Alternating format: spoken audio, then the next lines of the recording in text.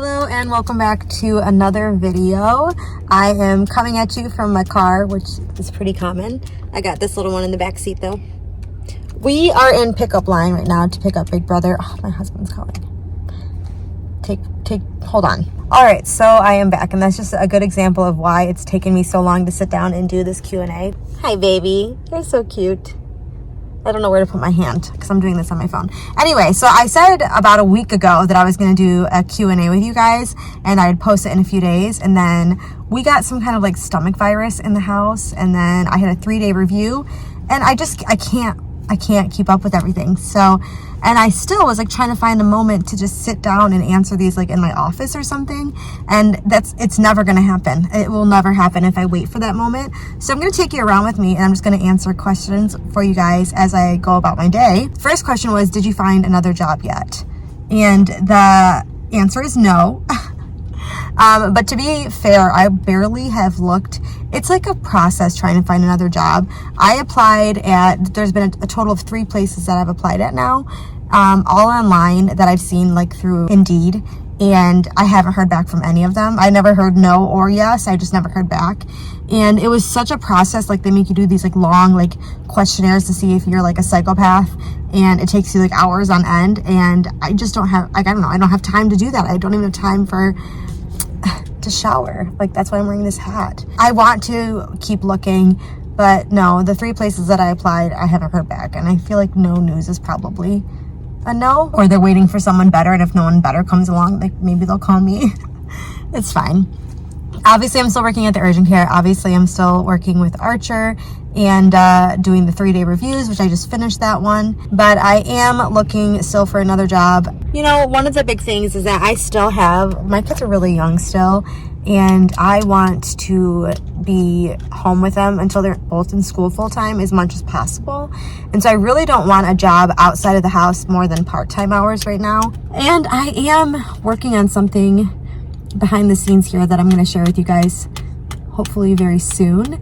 So stay tuned for that. That will be another project that I'm working on. I'll keep you guys posted on that. Okay, and then Claire asked on my YouTube, what would I do over as far as my career if I had another chance? I mean, one thing I would say that would have made my life probably a little bit easier would be if I had known what I wanted to do earlier on, because I didn't. I knew that I wanted to get into healthcare, and so I took a bunch of classes, honestly, that I didn't really need. I actually got a whole other degree that I didn't even need. It would have been nice had I known earlier on in my college course what I wanted to do with my life, so I didn't like get a degree that I didn't need, I guess. I have a lot of student loan debt, and so if I could have found a way to accrue all that debt, that would have been what I would have done differently. So Steph asked me a couple of really good questions on YouTube. So first one was, do I miss being a nurse? And so I still consider, myself a nurse. I mean, obviously I'm a nurse, but I'm also a nurse practitioner. I still use the umbrella term of nurse because I feel like that is like my core is a nurse, just the way of thinking, my person. I'm just a nurse, like I am. I'm still a nurse. I'm assuming you mean like bedside nursing. I get it. Like, do I miss bedside nursing? And there are days when I do miss bedside nursing, not all the time.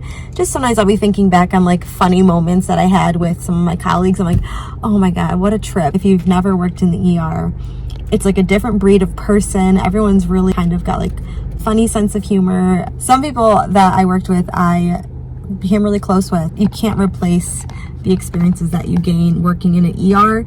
And so there are days where I definitely miss it. I miss like the acuity of patients. I miss the chaos, the friends and the jokes, like that stuff I do miss.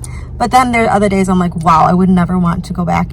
I don't miss the days that were hell, because there are also really, really bad days when we get stuck with a bunch of holds and ER patients and short staffed and no breaks and everyone's total care and you're just drowning. I don't miss that. So it has its pros and cons. Being a nurse practitioner, sometimes I do feel a little bit like an island. Working as a nurse practitioner in the clinic, there's very, very few of us, and it can feel like, a little bit lonely sometimes, not like bedside nursing, which is all on like camaraderie and working as a team. Okay, but the line is moving, so I'm gonna come back to you guys when I get to my next stop for the day. Okay, so I'm back home for a minute. We had a little change in like the family plans. I was supposed to be taking my oldest to soccer, but my husband got home in time and he said he'd take him. And in exchange, I'm gonna make dinner. but I thought I'd answer a couple more questions sitting down, and then I'll start making dinner and maybe answer some more there. I'll pull a couple questions now from Instagram. So Nurse Mom of One on Instagram asked me my least favorite complaint. So like my least favorite, I'm assuming like chief complaint at work. And I would say at the urgent care, my least favorite chief complaint would be like non-specific, non-reproducible chest pain. Like if it's at all cardiac in nature, I don't ever feel good about it at all. Like I always want them to go to the hospital and get a workup, because I don't even care if the EKG doesn't look like a heart attack. Like I just feel like they should have a further workup if they're having like that non-specific radiating chest pain. Risk factors, I mean, it's happened quite a few times in the urgent care. I just have a very low threshold for sending those patients to the hospital. And now if they really don't want to go to the hospital, then I kind of educate them on the risks and make sure that they're knowing what symptoms to look out for and that they have a really close follow-up with their primary care. But usually that's my least favorite, because there's really nothing you can do at the urgent care. I don't feel equipped at the urgent care. Like my scope of practice is just, they need a higher level of care. So that would probably be my least favorite. Okay, so for the next question on Instagram, jsynth_r, hopefully I'm saying it correctly, I'm not really sure, but she asked, do I have any tips on recommendations, or do I have any recommendations for learning how to interpret x-rays? And so this is something that I think, okay, I'm gonna try to answer this quickly again because I get rambly. This is something, one, for sure, it just takes a lot of repetition and experience. The more x-rays that you look at, the more you'll become familiar with what's normal, what's abnormal. Anytime that you're looking at an x-ray though, recommendations that I have for making it easier for you and ones that I follow would be, one, pulling up on my phone an image of what a normal x-ray would look like. There's lots of different resources that you can use, but just looking at what normal and comparing that to the image that you have. You can get bilateral images if you're unsure about something. So if you're getting a shoulder, bilateral to kind of compare. If it's something orthopedic, there is a good rule of thumb that when in doubt, splint. So if you're not sure, you don't see a fracture, you don't see something on imaging, an x-ray, but you are suspicious based on your exam, when in doubt, splint. That's going to be very helpful for you while you're learning and honing in your skills of interpreting x-ray. In this circumstance, it's better to overtreat than to undertreat. And so if in doubt, meaning you're not sure what you see on x-ray, treat them as if they do have a fracture or whatever it is that you're concerned about. Okay, so NP Sharm Gonzalvo, hopefully I said that correctly, asked on Instagram, hey girl, first of all, thanks for asking the question. I always enjoy your content as well. Her question was, how is my transition from being an ER nurse to a urgent care nurse practitioner? It's the easiest transition, I would say. So if you are an ER nurse and you're going to be a nurse practitioner, working in urgent care, it's extremely similar, especially if you have something like a fast track in your ER. It's essentially the same thing. Obviously not as high acuity of stuff, but it's very similar to the way an ER is run. Another person on Instagram is _Melinda, I believe, asked if a new grad should go, in my opinion, if a new grad nurse practitioner should begin working in an urgent care, like as a new grad nurse practitioner. And I think it's totally feasible. I think it's a mindset. I'm the type of person, like if you want something bad enough, I think you can make it happen. You have to be able to think quickly. You have to be able to multitask. If you can't do that, if you're the type of person that really likes to take their time with the patient, and you just gotta have like this certain type of, did that answer your question? Oh my God. I'm about to start making dinner, but before I do, I thought I'd answer another question. Don't look at my dirty. I mean, I actually cleaned my whole house today, but it never looks clean because people live here. Karina Smith, her first question was, what topic did you choose to write your final evidence-based paper about?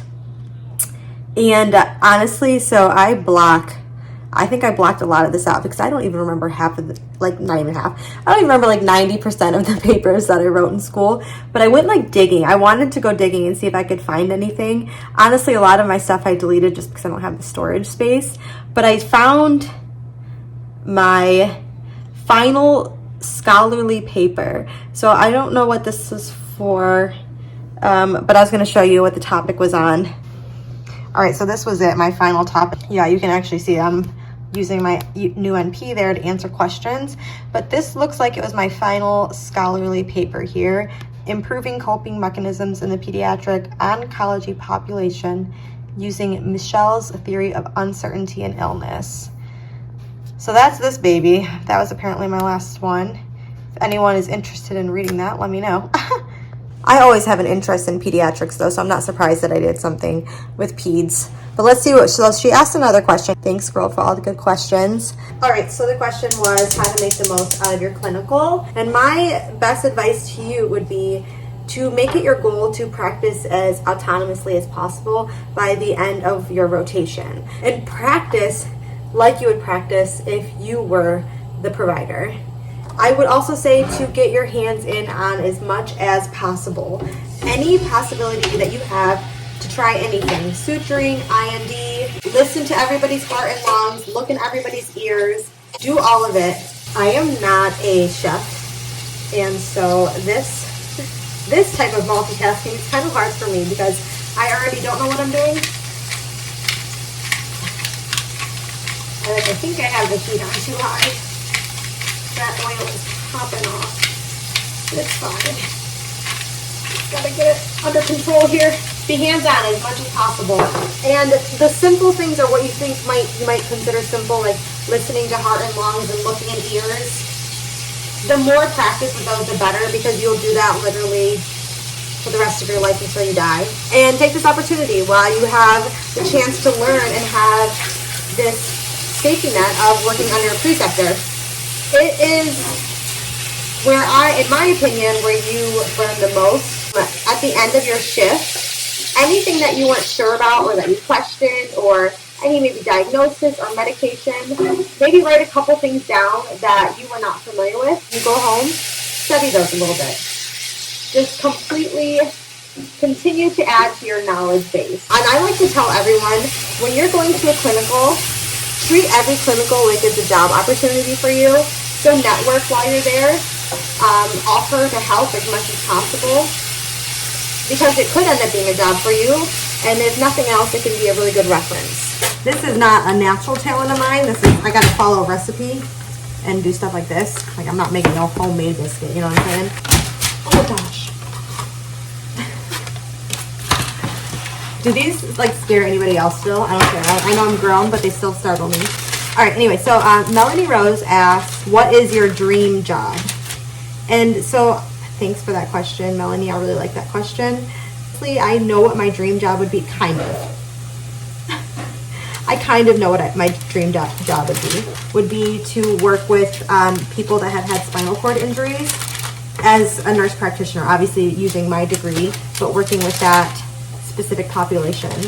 Because if you don't know, which you probably do if you've been on my channel, but for anyone that hasn't been around for long enough, I had a spinal cord injury, and so it's very near and dear to my heart. I would love to help other people with spinal cord injuries. I think that would be the coolest thing. I spent 3 months at Mott's Children's Hospital with University of Michigan here. I lived there for 3 months when I was being rehabilitated, and I guess my dream would be to work there somehow with other children. So I saw this question a couple of times, and it was, what are my thoughts on getting my DNP? So going back to my doctorate. If you don't know, I have my master's only. I have my master's degree. So the question was, what do I think about going back for my doctorate? And I've definitely thought about it in the terms of, I absolutely love to learn, and I love to challenge myself. And I think that it's a challenge, right? Going back to grad school, going back to my doctorate, all of that is a challenge, and I love it. And I love to say, like, I can do it. I did it. That being said, like I said, if I could go back and change one thing, it'd be the financial course of it. And I don't think I would go back to my DNP for a couple of reasons. It really wouldn't change my scope of practice, and I don't think that the increase of pay really is anything, and it would be a lot more debt. And so if it's because I love to learn, then I absolutely can teach myself and learn and find other avenues than accruing that much more debt. But I think it's great. Like, I love schooling. I love education. I just wish it weren't so expensive, because I cannot handle, that much more loans. I just can't. So I don't see that in the foreseeable future. It's not to say it would never change, but something I'd have to like win the lottery or something. All right, so the next question is from Rachel Groves, and she said how to set a manageable schedule for studying for boards and when to start in-depth review courses. So again, really good question.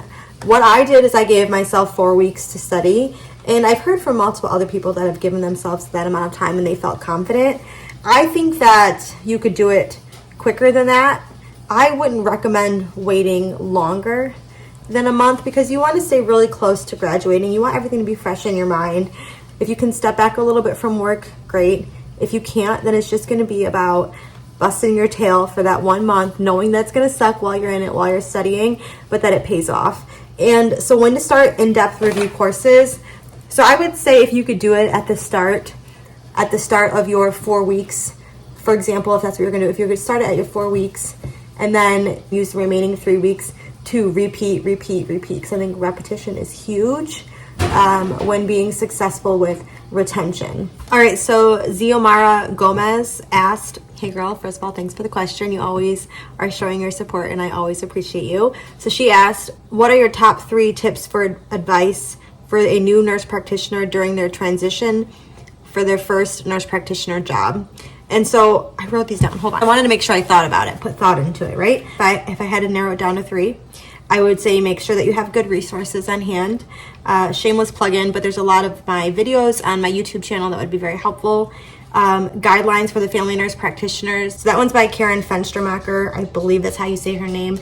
That was such a great resource as a new nurse practitioner. I used it so much. And then I have the EMRA antibiotic guide and Epocrates, the free app on my phone. I think I paid like $10 or something for the EMRA. It's really cheap.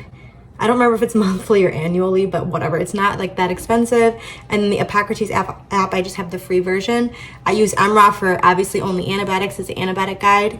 And then the Epocrates I use to reference any other dosing of all other meds that I prescribe. So if you can only have resources, only a few resources at hand, I would say those are my favorites. My next tip of advice was when in doubt, reach out. And that's because you're new, you're not gonna know everything. And even when you're experienced and seasoned, you're still not gonna know everything. So find out who you can go to when you need to ask for help. And then my third tip of advice would be to not become stagnant in your learning. And so this is a field, we are in a field that requires you to constantly learn and grow and challenge yourself and your knowledge.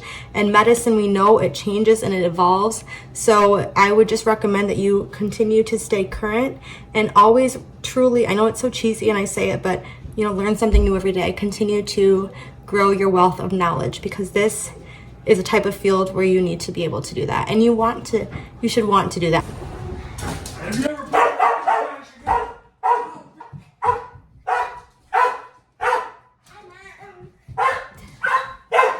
All right, I think that's going to end my Q&A. As you can see, the rest of the family just got home and dinner's about to be done. So I'm going to close out the video.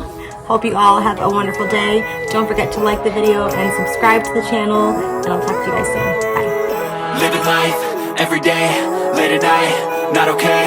All I want, and I pray, all I need are some better days.